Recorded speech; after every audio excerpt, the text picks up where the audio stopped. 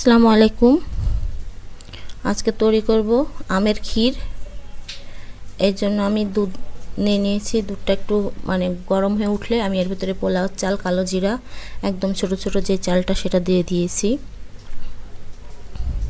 পাকা আমের ক্ষীর। চালটাকে ভালো করে ধুয়ে আমি এখন দুধের ভিতরে দিয়ে দিলাম। এখন এর সাথে সিদ্ধ করব দুধের সাথে।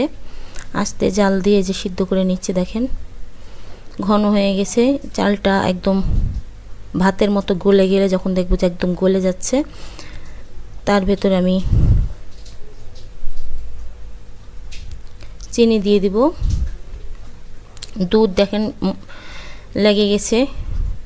এখন আমি খুব অল্প চিনি দেবো, বেশি চিনি দেবো না, কারণ হচ্ছে আমে মিষ্টি আছে, পাকা আম মিষ্টি আছে। আর বেশি মিষ্টি হলে এই ক্ষীরটাও তো বেশি ভালো লাগে না। মাপ মতো দিতে হবে। তো আমি এখানে টেবিল চামচের 2.5 চামচ দিয়ে দিয়েছি। আর চাল হচ্ছে 2 মুঠ নিয়েছিলাম আমি। আর এই যে আমের পিউরিটা, যেটা আমি গলিয়ে নিয়েছিলাম, আম থেকে পিউরি করে নিয়েছিলাম, সেটাকে দেখালাম। এখন আমি চাল চিনি একসাথে দিয়ে কিছুটা হয়ে গেলে এর ভেতরে আমি আমটা দিয়ে দিব। এই যে দিয়ে দিচ্ছি, আমের পিউরিটা দিয়ে দিচ্ছি। এখন আমি একসাথে রেখে নেড়ে চেড়ে খুব ভালোভাবে যখন ফুটে উঠবে, একটু কমে আসবে।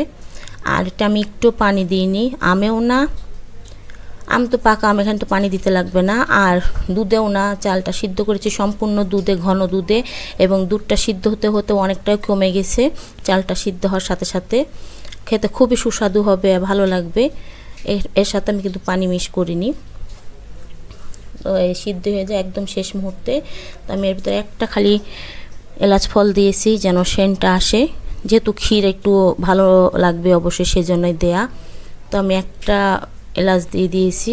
এখন আমি এটাকে নেড়ে চেড়ে একটু ফুটে ভালোভাবে পানিটা কমে গেলে রসটা আমি নামিয়ে নেব, কারণ এটা ঠান্ডা হয়ে গেলে কিন্তু অনেক জমে যাবে।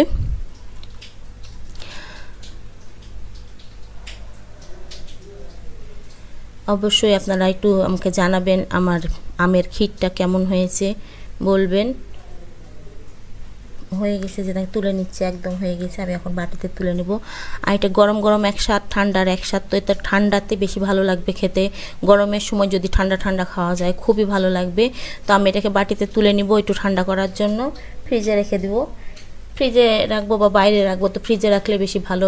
গরমটা কেটে গেলে ফ্রিজে দিয়ে দিলে এটা খুব সুন্দর ঠান্ডা হয়ে যাবে, আর তখন প্রাণটা জুড়িয়ে যাবে খেতে লাগে। তো অবশ্যই আমার ভিডিওটা কেমন হয়েছে অবশ্যই আপনারা জানাবেন, আর লাইক কমেন্ট শেয়ার করবেন। অবশ্যই লাইক কমেন্ট শেয়ার করতে আপনারা কেউ ভুলবেন না। আর জানিয়ে দিবেন যে আমার পাকা আমের ক্ষীরটা কেমন হয়েছে, অবশ্যই আপনারা জানাবেন। এখন আমি এর উপর দিয়ে কাঠবাদাম আর কাজু বাদাম দিয়ে দিব সাজানোর জন্য।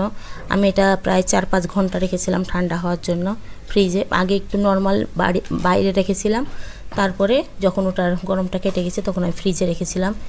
এখন খুব সুন্দর ঠান্ডা হয়ে গেছে। আর এর উপর দিয়ে কাঠবাদাম আর কাজু বাদাম দিয়ে দিলাম। আমার কাছে পেস্তা বাদামটা ছিল না, তো আমি পেস্তা বাদামটা দিইনি। পেস্তা বাদামটা দিলে আপনাদের ইচ্ছা মতো আপনারা ড্রাই ফ্রুটগুলো দিতে পারবেন। এই যে দেখেন কত ঘন হয়েছে, তখন কেমন ছিল, এখন ঠান্ডা হয়ে যে কেমন হয়েছে দেখেন। তো ঠিক আছে, আজকের মতো ভিডিওটা এখানে শেষ করছি। সামনে আরও সুন্দর আকর্ষণীয় ভিডিও নিয়ে আসবো, আপনারা সঙ্গে থাকবেন। অবশ্যই আপনারা জানাবেন কি আপনারা আর কেমন ভিডিও দেখতে চান, আর এভাবে আমার সাথে থাকবেন। আল্লাহ হাফেজ।